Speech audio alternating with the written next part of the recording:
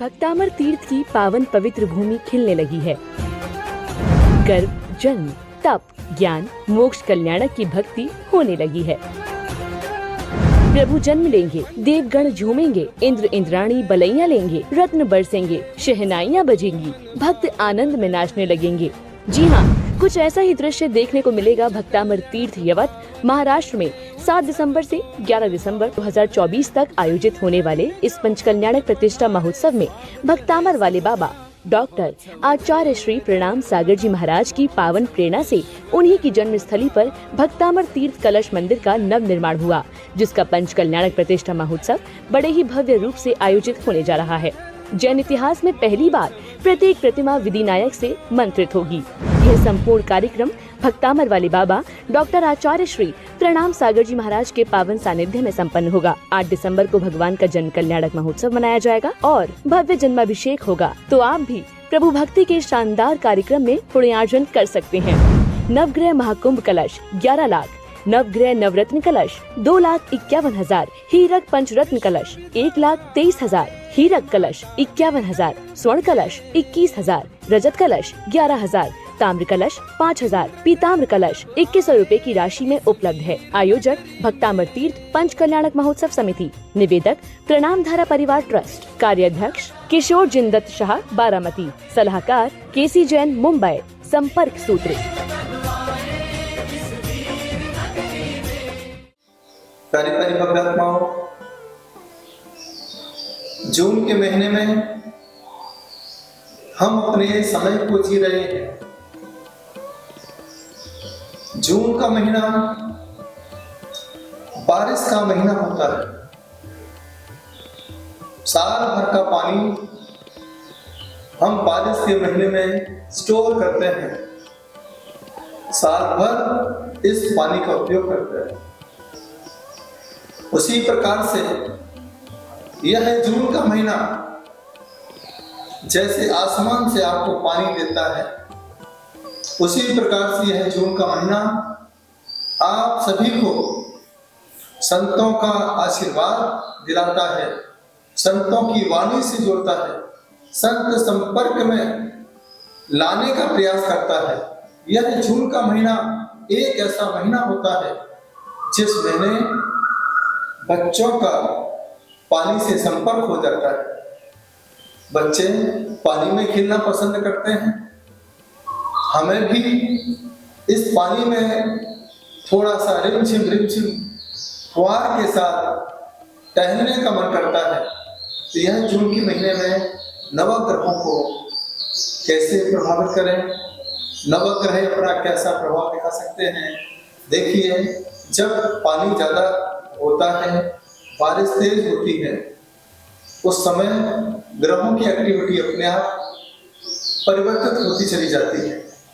इस समय चंद्रमा का प्रभाव ज्यादा होता है, शुक्र का प्रभाव ज्यादा बढ़ता है, सूरज कम निकलते हैं, बाकी सारे ग्रह एक्टिवेट हो जाते हैं। ऐसी स्थिति में हमें कुछ नहीं करना चाहिए। सबसे पहले हमें प्रातः काल सुबह 6 बजे के पहले उठ करके ध्यान करना चाहिए। ध्यान में अपने अंदर की एनर्जी को एक्टिवेट करना चाहिए। एक्टिवेट करने के लिए सबसे पहले आप पूरब दिशा में मुंह कीजिए। 12 राशि में जिनकी मेष राशि है या सिंह राशि है, वह प्रातः काल लाल कपड़े पहन करके गहरी श्वास लेकर के इस पॉइंट पर सूर्य का ध्यान करें। ये जो पॉइंट होता है जिसे हम आज्ञा चक्र कहते हैं। आज्ञा चक्र सूर्य की शक्ति को देने वाला होता है। यहाँ पर आप सूर्य का ध्यान करें। जिन्हें बहुत जुकाम हो जाता है, कफ इंजेक्शन हो जाता है, खांसी होती है, सुबह जल्दी उठ नहीं पाते हैं, उठने में तकलीफ होती है, तो वह प्रातःकाल इस प्रकार से इस पॉइंट पर सूर्य का ध्यान करें। इस समय सूर्य हमें कम देखने को मिला करता है, बादल ही बादल दिखाई देते हैं, लेकिन आप उस सूर्य को ना देख पाए कोई बात नहीं।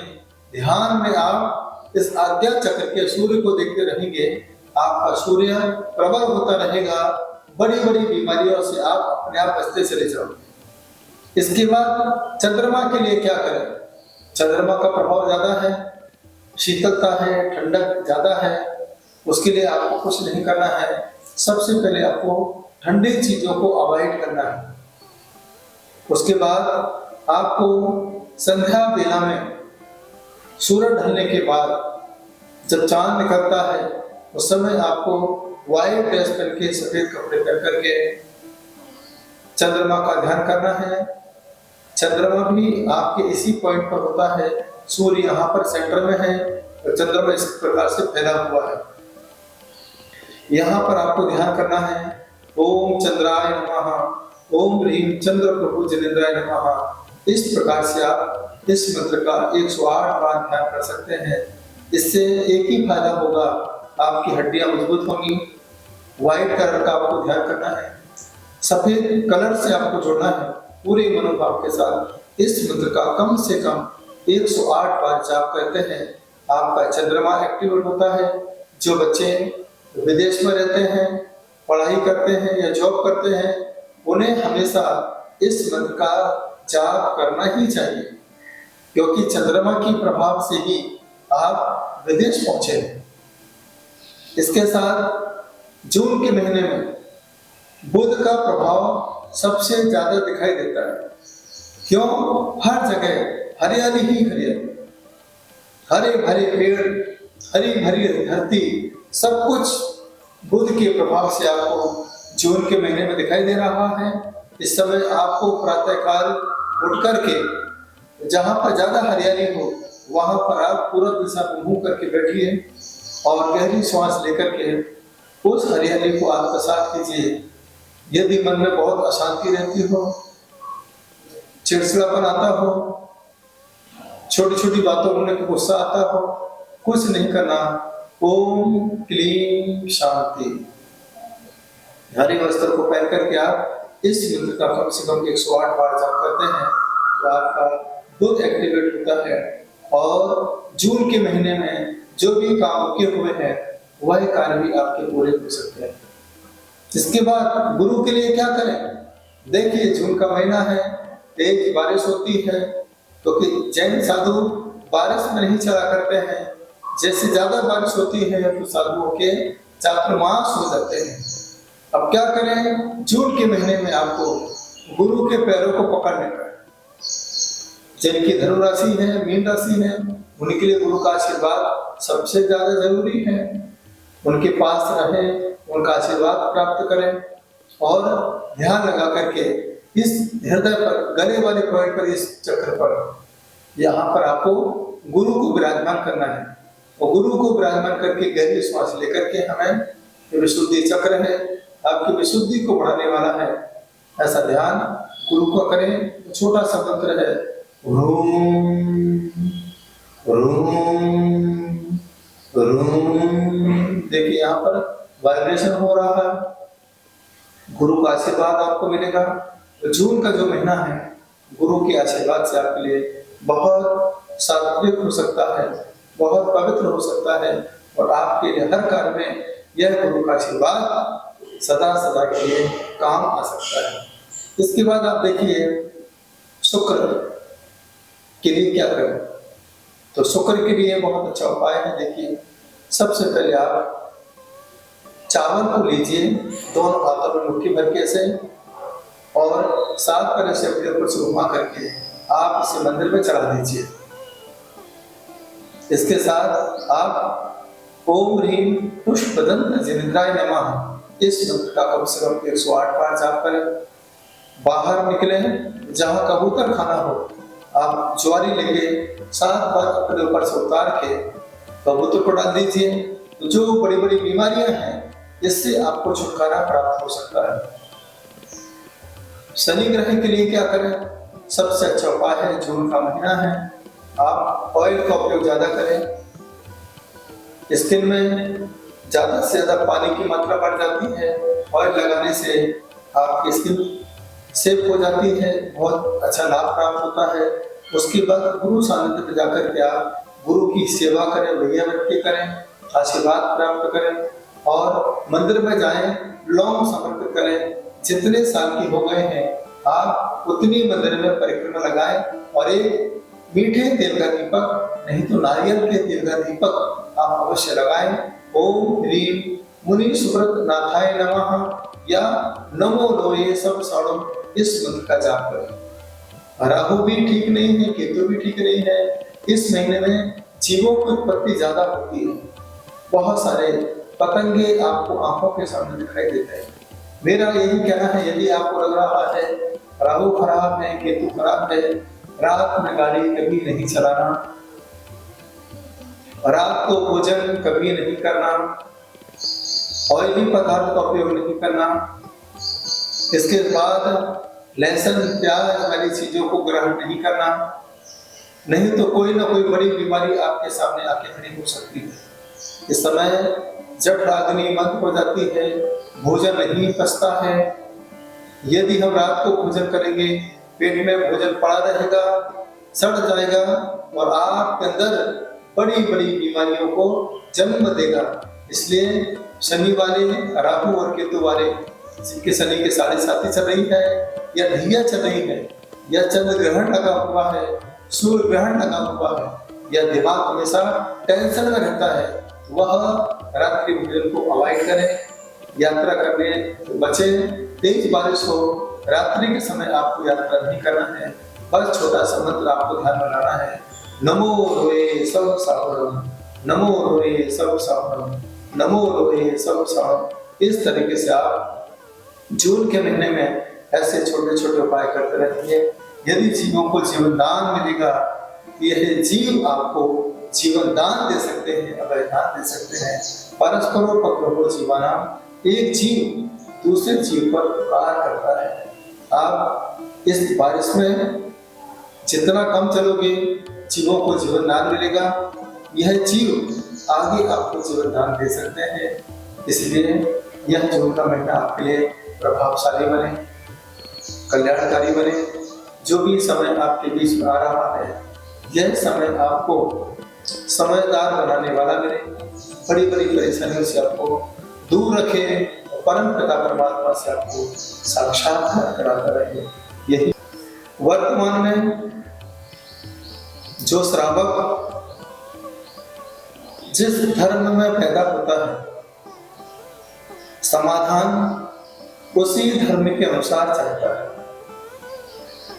उसका मन धर्म से जुड़ा है। धर्म के साथ जब जोड़ा जाता है, अपने आप उसको समाधान मिल जाता है। ये समय है। हिंदू धर्म से समाधान चाहता है, मुस्लिम मजहब के हिसाब से समाधान चाहता है, सिख के हिसाब से समाधान चाहता है, ईसाई के हिसाब से समाधान चाहता है।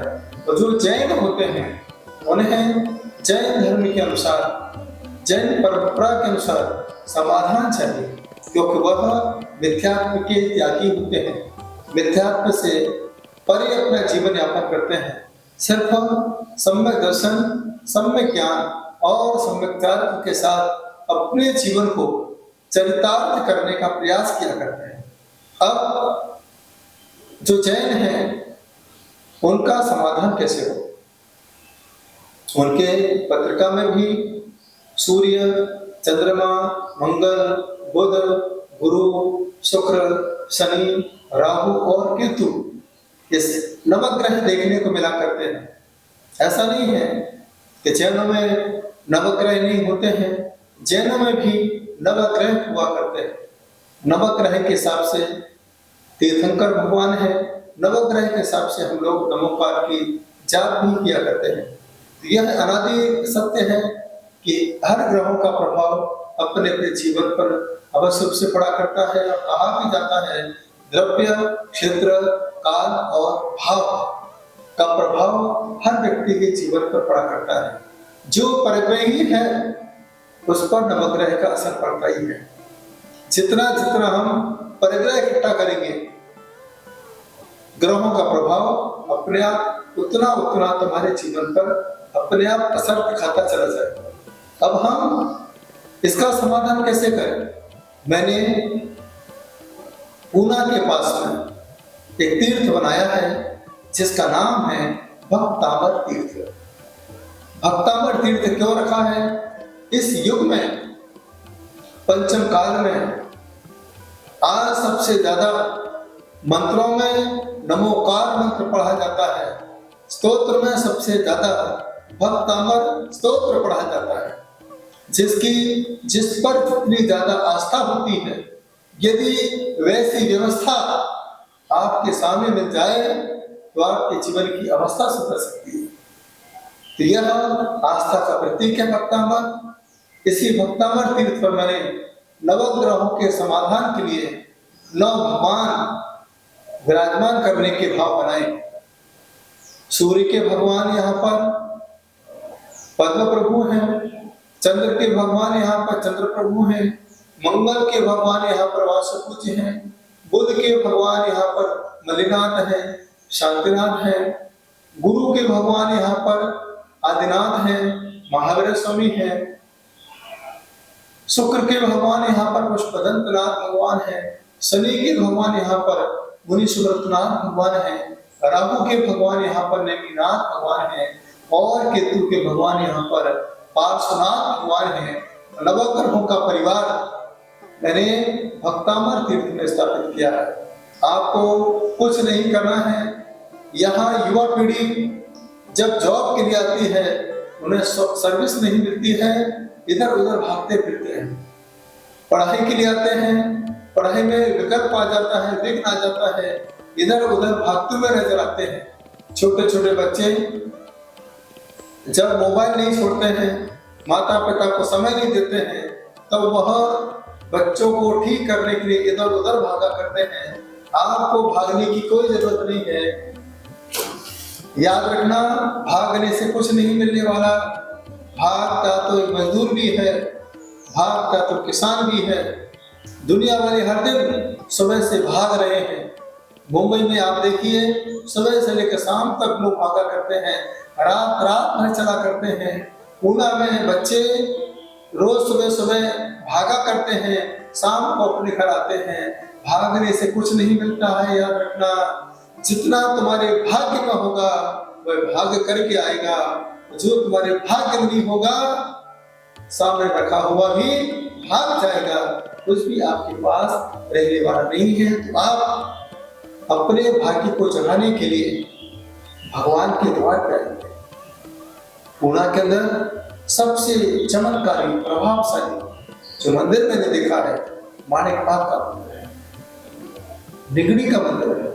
दोनों जगह भगवान महावीर स्वामी विराजमान है। सांगवी का मंदिर है, पार्श्वनाथ भगवान का। आप विचार करो, क्या आपके बच्चे आज जब परेशान होते हैं, मम्मी पापा से दूर होते हैं, परिवार रिश्तेदारों से दूर होते हैं, उस समय उनके अंदर क्या क्या नहीं गुजरती होगी, क्या क्या नहीं सोचते होंगे। यही मन में विचार चलता होगा कि मेरे वजह से मेरे माता पिता परेशान हो रहे, मेरे वजह से परिवार परेशान हो रहा है। जिस माता पिता ने मुझे पढ़ाने के लिए कहां कहां से कर्जा लिया होगा, खेत गिरवी रखा होगा, जगह गिरवी रखी होगी, मेरी माँ ने सोना गिरवी रखा होगा, तब तक कि मैं आज यहाँ तक पढ़ पाया हूँ। आज मुझे सर्विस नहीं मिल रही है, मैं माता पिता को क्या जवाब दूंगा। उस समय नकारात्मक सोच आपके अंदर पैदा होती चली जाती है। कुछ न कुछ अनहोनी घटना करने के भाव आपके अंदर पैदा हो जाते हैं, क्योंकि उस समय बच्चे डिप्रेशन में चले जाते हैं। एक ही उपाय मैंने मन में सोचा, क्यों ना जहां पर बच्चे इस प्रकार के नेगेटिव विचारों में खोए रहते हैं, अच्छे विचारों को बनाने के लिए एक भक्तामर तीर्थ बनाया जाए। वह तीर्थ आज मूर्त रूप लेने जा रहा है। सारी दुनिया की निगाहें उसी भक्तामर तीर्थ की ओर टकटकी लगा करके देख रही हैं। कैसा होगा वह तीर्थ? युवाओं की शक्ति को जागृत करने वाला तीर्थ होगा, माता पिता के सपने को पूरा करने वाला तीर्थ होगा और बच्चों की एक्टिविटी को बढ़ाने वाला तीर्थ होगा। तो यहाँ पर नवग्रहों के 9 भगवान रखा, यहाँ पर बच्चे आएंगे, प्रेयर करेंगे, पूजन करेंगे, विधान करेंगे, क्योंकि विधान हर समस्या का समाधान है। आपकी परेशानी विधान के माध्यम से ही दूर हो सकती है। जैसे मैना सुंदरी ने विधान किया, सारी परेशानी दूर हुई। आप पूजा पाठ करेंगे, आपके सारे कष्ट अपने आप दूर होंगे। कुछ नया प्रयोग मैंने आपके बीच में किया है। जैन पद्धति से आपका समाधान भक्तामर तीर्थ पर होगा। पूरी मनोभावना के साथ यदि आपको लगता है हमें काल सर्पदोष है, इसका समाधान पार्श्वनाथ भगवान के चरणों में आपको लाके बिठाकर किया जाएगा।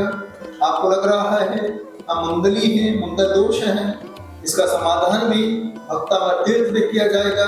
लगता है बच्चा पढ़ तो मेहनत से रहा है, नंबर अच्छे नहीं आ रहे हैं, उसका समाधान भी भक्तामर तीर्थ में किया जाएगा। कई बच्चों को मंदिर जाने का मन नहीं करता, आशीर्वाद देने के लिए गुरु आए हैं, पास में बैठने का मन नहीं करता है, इसका समाधान भक्तामर तीर्थ में किया जाएगा। उम्र हो चुकी है, शादी नहीं हो रही है, पुण्य जागृत होगा, इसके समाधान के लिए आपको भक्तामर तीर्थ पर बुलाया जाएगा। शनि है, राहु है, केतु है, सर्विस के लिए भागे भागे जा रहे हो, फिर भी भाग्य आपका साथ नहीं दे रहा है। आपके भाग्य को जागृत करने के लिए भक्तामर तीर्थ है, तो सारे ग्रहों का समाधान भक्तामर तीर्थ पर आपका होगा। इसके साथ जो छोटे छोटे बच्चे हैं उन्हें धार्मिक संस्कार कैसे मिले, वो बच्चे मोबाइल से कैसे दूर भागें, टीवी से कैसे बचें, उसके लिए मैंने भक्तामर तीर्थ पर बच्चों के लिए ऐसे झूले बनाए हैं, उस झूले पर बैठते ही नमोकार चालू हो जाएगा, भक्तामर चालू हो जाएगा, और जैसे ही बच्चे झूले से उतर जाएंगे नमोकार पूरा हो जाएगा। भक्तामर भी उनके लिए जितना उन्होंने सुना है वह भक्तामर उनको सुनने लायक हो जाएगा, उनको आनंद का अनुभव होगा। इस तरीके से झूले उस भक्तामर तीर्थ में बनाए जा रहे हैं। मेरी यही भावना है, इस युग में बच्चा बच्चा परमात्मा से जुड़ जाए। हिंदू धर्म में इतने सारे विद्वान हैं, हर दिन टीवी पर इतने विद्वान आते हैं, उनके समाधान हो जाते हैं।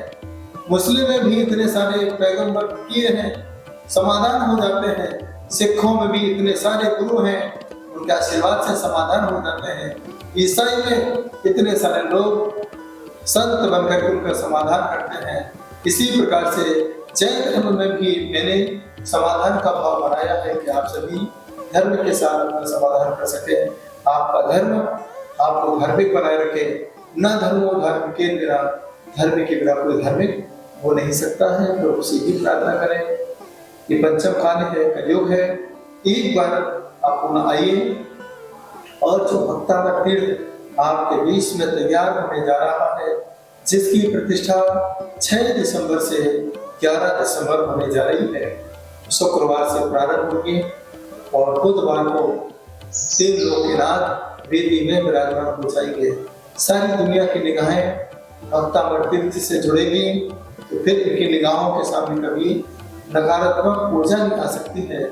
और आज की युवा शक्ति भक्तामर का पाठ करके भक्त बन के अपनी अमरता की ओर अग्रसर हो सकती है और अपने जीवन का कल्याण कर सकती है। ऐसे पवित्र भावों के साथ आपके लिए जैन पद्धति से हर ग्रहों का हुआ समाधान कहाँ, भक्तामर तीर्थ।